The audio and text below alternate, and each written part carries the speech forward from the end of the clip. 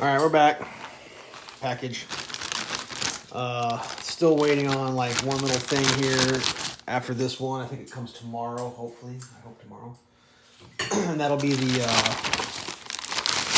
last piece of the puzzle on this here. Setting up the electrical on this thing. Let's see if we can figure this out real quick without making a disaster out of this. There's the numbers.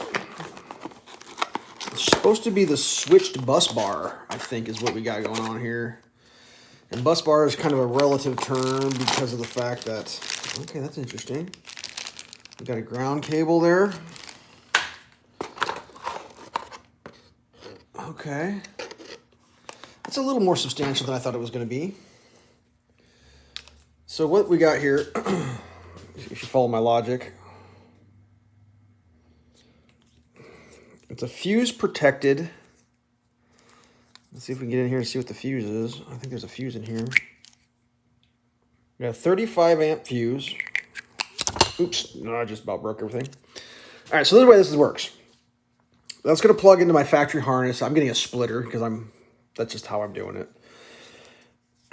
the factory harness is the power, the on-off with the key, and that's going to like send a signal to this little jobby here, which I believe is called a relay. And when I turn the key on, it's going to say relay on, and it's going to allow power. I believe that I put straight power to this bad boy here. I'll have to read the instructions. I may be saying this. No. Straight power goes here. That goes into the relay, then it comes out fused. One of the two. This is not a true bus bar. This is just a 4-stud linkable spot. So when it's all said and done, what I will have battery power to one of these studs, that'll be turned on and off by the key via this guy. I will have a ground spot where I can add more grounds, and then I will have did I say it already? A switched and a non-switched battery power is what I'm going to have. Does that make sense? 35 amp protected. And just because I'm an overachiever, I'm going to run one of those switch legs over to this fuse panel, which is going to go over here. And then I'll have 6 slots with fuse protection that'll be key activated battery power. Does that make sense? As opposed to key activated power. I don't even know what I'm doing here. I may have overdone that a little tiny bit, but you know, when you're getting into what I'm doing here, you might as well just do it. Just do the damn thing. So it kind of tells you, yeah.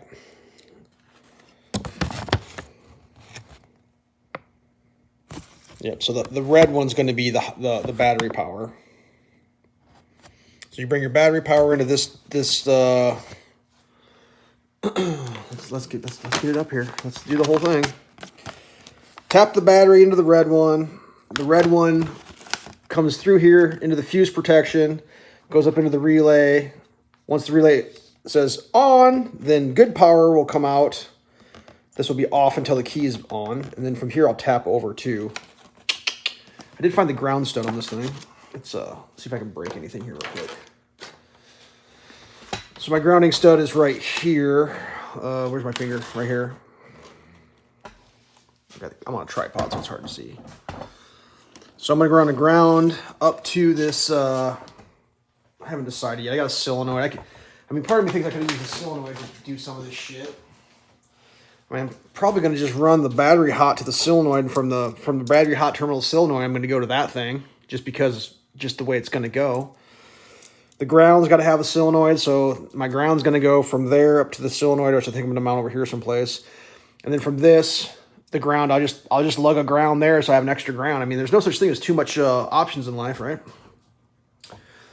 So, like, I've got these cardboard templates, so, like, I'm kind of looking at, like, that thing kind of maybe going, like, there-ish, and, like, this thing here kind of going maybe something like, I think I'm going to do that-ish. All right? And then I have to figure out where I'm putting this thing. I think this thing's going to go down here. Maybe. Did a crap job on aligning that thing. It's all, like, upside down and backwards. I don't even know if I'm filming this very well. I do have a small ground. There's a bunch of heavy-duty washers and nuts in here, which I don't understand what that is all about. Like this kit they send me does not make any sense. Like, what are these giant nuts for? Look at those giant nuts. There's nothing on here that is that giant of a nut. Whatever.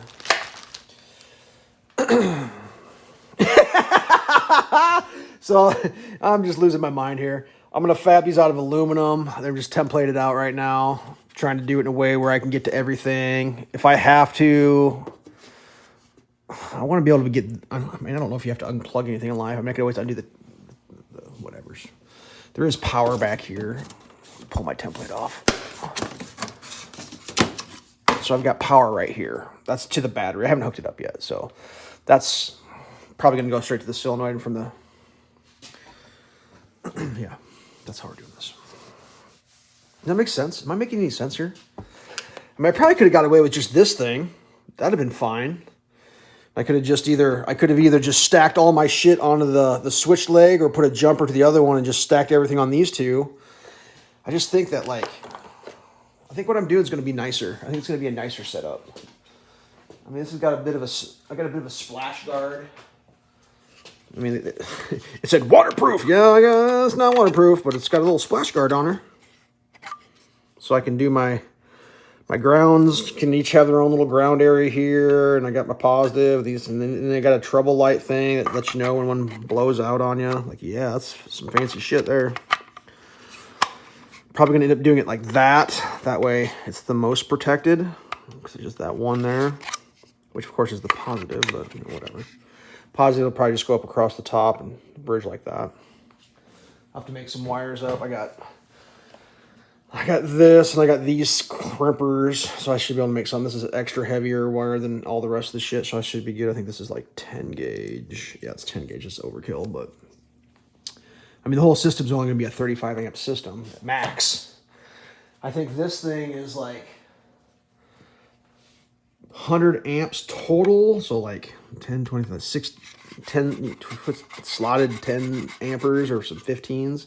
I mean, I'm not running heavy stuff out of here. It's just like, it's available. You can tap into it easy, do light whips, other shit. I mean, some of this stuff is, I got plug and play harnesses. I mean, I could cut the harnesses off, but like, what the hell is the point of cutting harnesses off when you pay the money for the snap-on? So this thing's supposed to snap in. I got a splitter coming, so like, I'll just snap that in. The other one will snap in.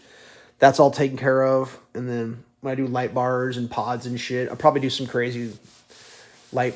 I mean, I'll probably do something across the top, because why wouldn't you? And I'll probably put something on light, and I'll separately, like on my mule, I wired all my lights together, and I flip that switch on, and it just lights the whole world up, which is just what I did because I just did it with shit laying around. And this one, I want to do it differently. I want to have like my front lights only with front. Actually, I read a thing about someone saying you could put your light bar on your high beam switch, which sounds pretty awesome. So we'll see about that. But yeah, I got to fab up some aluminum plates. I'll do that this weekend. There you go, 8 minutes of your life. Stay safe.